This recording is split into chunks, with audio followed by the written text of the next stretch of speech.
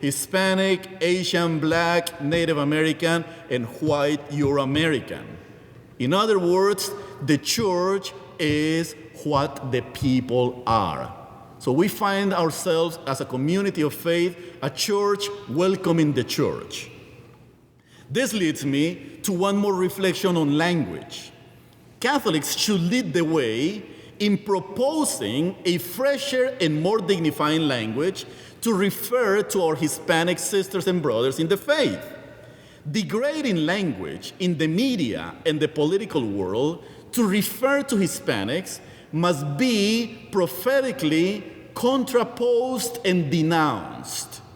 Illegal, trespasser, pochos, pobrecitos, criminals, etc.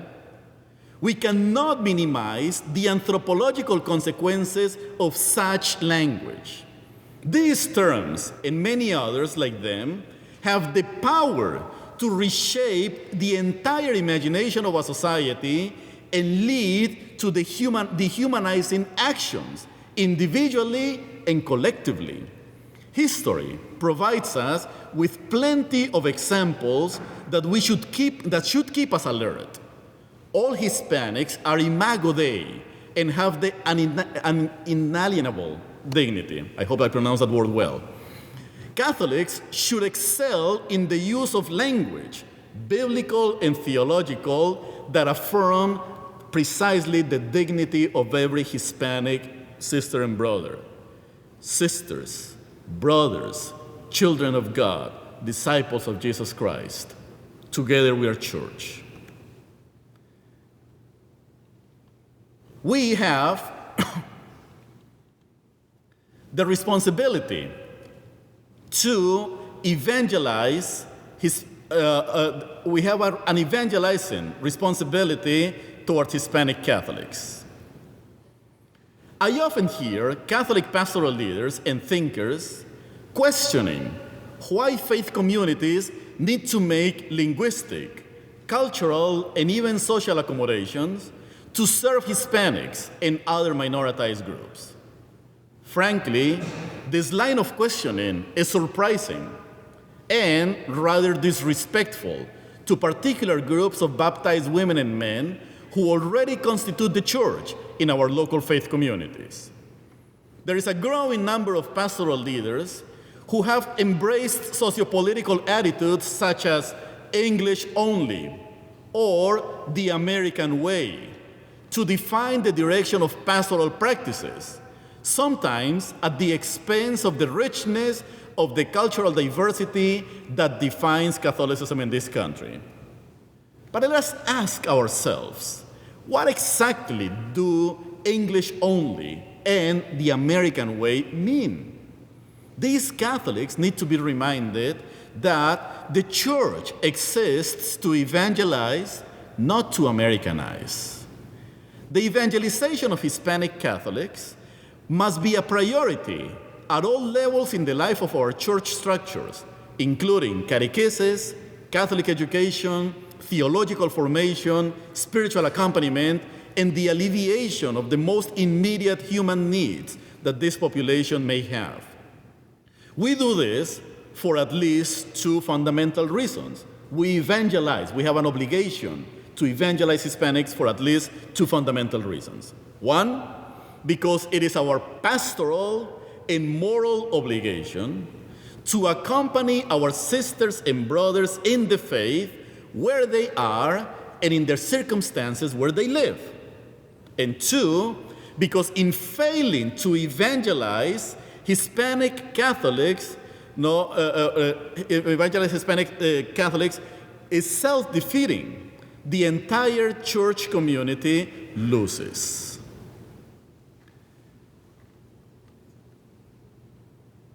Where do we begin to do this? We go into our third element of moral imperative, accountability, or I want to call it when the rubber hits the road. We must assess how parishes and schools and organizations serving Hispanics are doing it well or are not doing it at all. The best place to determine whether we are serving the Latino community in the United States at this very moment, at least from an institutional level, is multicultural parishes, which constitute about 40% of parishes in this country. 90% of multicultural parishes are serving Hispanic Catholics primarily in English, in Spanish, and also in Portuguese. We cannot forget the Latinos in this country who are Portuguese speaking. But we also need to keep in mind that multicultural parishes can be both models or battlegrounds of pastoral life. At the same time, we have an obligation to look at the imperative of Catholic schools from elementary level to graduate universities to reclaim their mission by serving Hispanic Catholics and other Catholic underrepresented populations. It is estimated that as the Latino, Asian, and Black school-age population continues to grow in the Catholic Church over the next 2 decades, within exactly the same period, about 2,000 more Catholic schools will be closed. Accountability. How do we hold ourselves accountable? So we need that many of our Catholic organizations, despite the challenges that they have to survive and to find the resources to continue, undergo a pastoral conversion, as Pope Francis reminds us, and the creation of new Catholic organizations that respond to the realities of today's increasingly Hispanic church.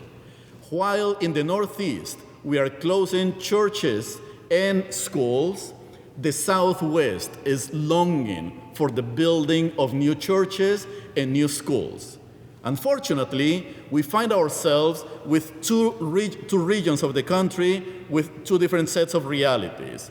On the one hand, the Northeast, the Midwest, cannot keep up with the structures and is shrinking. On the other hand, the Southwest and the South and the West has a major growth because of Latinos and Asians, but does not have the resources, does not have enough parishes, schools, and even personnel, leaders. So the question is, are we ready to exercise the virtue of solidarity?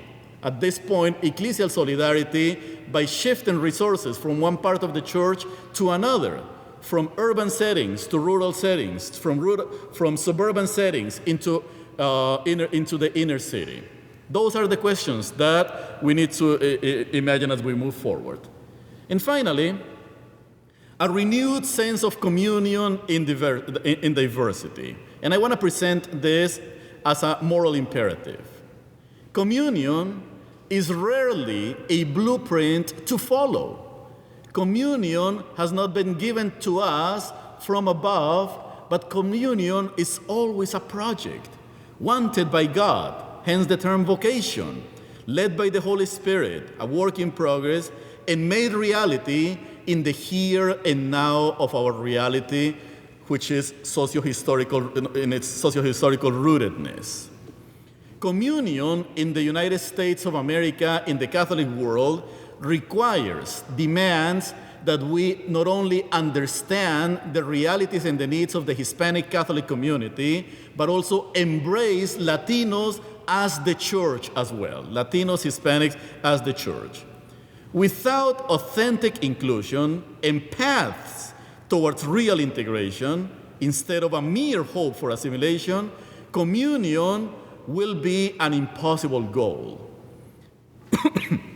And in order to achieve that goal of communion, we must be attentive to those forces in our church and in society that divide us, that polarize us, whether ideologically speaking, but also at the political level and even at the theological level.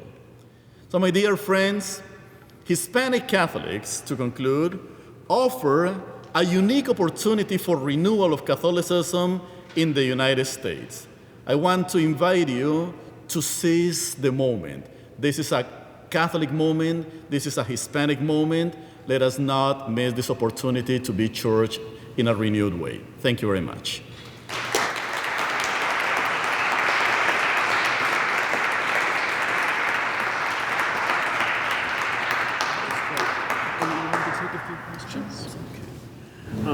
Professor Ospino will take a few questions. If you would raise your hand, and do we have a microphone, Maria?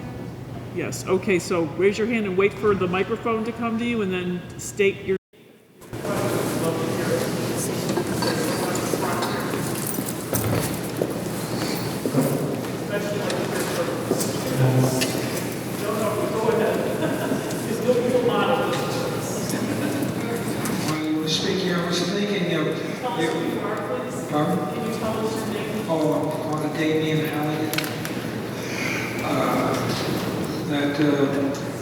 in so many of our churches in the Northeast and probably Northwest too, I'm not sure, but the leakage, that we're experiencing attracting young Catholics, and you can see it on the campuses, and we're kind of distracted by that. We hardly think about integrating Hispanics, and they don't seem to be having that leakage problem, except those maybe that are, it doesn't seem to be as big. Anyway, I wanted to ask you, what do you think about that, the way we're preoccupied with the scandals through the church? We're really in a moment where we have to rebuild, our image, after all that's happened. So you come and give a wonderful talk on bringing the Hispanics in, becoming one with them, and realizing they are Americans too, but from the South, and I don't know, do you have any solutions to that? Well, I don't think that, my role as a theologian is to come up with many solutions, but I'm an expert in creating problems, and creating trouble. So, but when you say leakage, you mean Catholics who are leaving the church, and well, actually, as a matter of fact, and let me say something about this, and then I will just offer a couple of thoughts on your question. There's Latinos, as a matter of fact, are undergoing a major process, Latino Catholics also, of defection, It is estimated that 25% of all Hispanics, Latinos in this country, that's about 15 million, are former Catholics. Former Catholics. And that, most of the Catholics his Latinos are Catholic who stopped self-identifying as such, left the Catholic Church or stopped doing that, self-identifying as such, before the age of 24, and the majority are US born. We also have a major challenge that the immigrant population in the United States of America, by and large, remains Catholic. Give or take 65 to 70% of immigrants from Latin America remain Catholic and will die Catholic. But by the second generation, the chances are 50-50 that these young women and men will actually stay in the Roman Catholic Church. By the third generation, my grandchildren, the chances are 30-70%. So in 3 generations, we are running immediately the risk of losing this entire population. So, and in terms of your question, I think that many, as the Catholic Church struggles with scandals and transformations and a sense of tiredness, I see a lot of dimensions, institutions, and structures in the Catholic Church, even sometimes our leadership, somehow tired, And then we invite Latinos, and we as a church invite the other part of the church, Latinos, Asians who are much younger. Remember, the average age of white Catholics in this country is about 55. The average age of Latinos is 29, just very young. Just look at me, very young. So, but when you bring in this, very young population, then the question, we have 2 options. One, we give them a chance to do things in a new way. We give them a chance. And 2, We allow them to bring the best of their own traditions, to their own tradition. But unfortunately, Hispanic Catholics are not in our universities, are not, only 10%, I'll give you, I think it's 12% of students in Catholic universities are Hispanic. 12% in the entire country. They are not in our Catholic schools. They are not in our seminaries. They are not in our leadership institutions. They are not in our organizations, for instance, the theological guilds and ministerial guilds. We don't see many of them. So we need to start figuring out how do we make space for them and allow them to bring that sense of hope. That would be my. Thank you.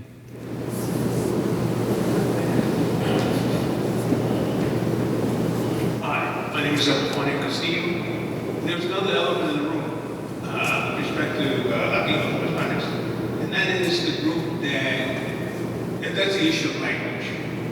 Language. Yeah, there's a lot of Latinos and Hispanic culturally, traditionally, but are not by thinking. Correct. What is the church doing about that? Because from my vantage point, they're sort of skipping over that particular subgroup of Latinos and dealing with the new Latino, the new members, the immigrant. Yes. Sort of what we call Canadians. Absolutely. Excellent question. About 25% of Hispanics in the United States do not speak Spanish, or speak Spanish a few words here and there, but their first language is English. They are already integrated into the U.S. culture. What is the Catholic Church doing for this group? As far as I know, we don't have structurally or institutionally ministries that reach out to Latinos who are second, third generation per se, in English. So we are hoping.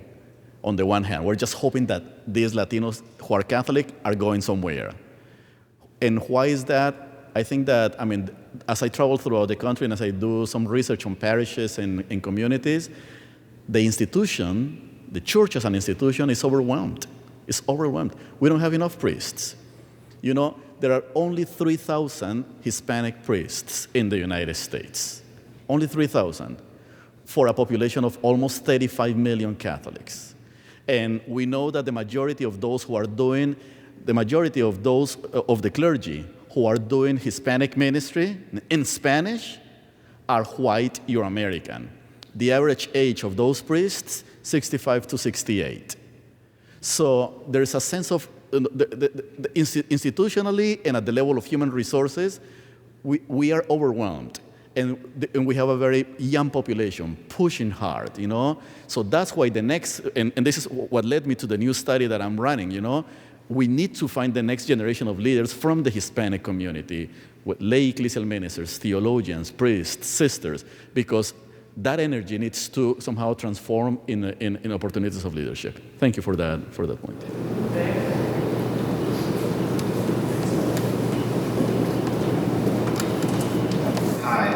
Thank you so much for a great talk, a great lecture. My name is Hosffman. I'm assistant professor of history. I have a question with regards to it seems to me that there's one thing that I was looking towards you to address is whether some of the challenges that you've drawn out for us with regards to the Catholic Church in terms of how they deal with the Hispanic community, whether there's an issue here of political culture that is different. And part of what I'm getting to here is, when I look to Latin America and the Caribbean, there's a vibrant culture of liberation theology that addresses all the challenges that you've put forward. Matter of fact, it's almost integrated within the identity of how people understand Catholicism. Education is something you provide. Poverty is something you address. Family reunification, keeping families together, keeping communities stabilized. And yet, it seems like for one, I can reasonably assume that racism is a big part and the neglect. But also, I wonder if you think, from your perspective, whether there is also a problem of political culture within a predominantly Anglicized. I would say, and this is perhaps, this is not offending anyone, but there are two isms that somehow prevent mainstream Catholicism to wrestle and embrace its new Hispanic or diverse identity, because not only Hispanic, it's also Asian, it's also African, it's also, now we're looking at seeing a good number of Catholics from the Middle East arriving in the United States. And the two isms are, one, classism. There's an issue, a major issue of classism in the United States, or in the Catholic Church in the United States. And the other one, yes, it is racism, So we know that a lot of white communities in this country struggle embracing and working together with brown communities, with black communities. And the bishops of the United States of America, in that letter that they recently published, letter against racism, pastoral letter against racism, they hinted at that. I think a little bit timidly. They could have been more forward on some of the points that they raised. But yes, there is racism in many of